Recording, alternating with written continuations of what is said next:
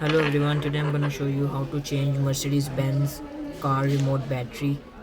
For the battery replacement, all you need is this CR2025 battery, and you need two of them, not only one, because Mercedes-Benz remote takes two batteries, 2025. So we will start by removing this key. We'll take out the key first. And all we need is this scraper, and you can see how I'm opening this battery. Just twist and it will come out easily. You can open from the both sides, back or front.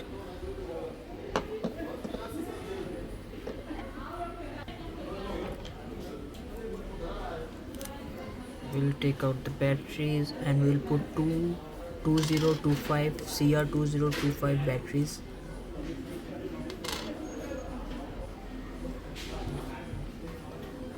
Now it's going back. Thank you so much. I hope this video was helpful for you. Don't forget to like the video and subscribe my channel for further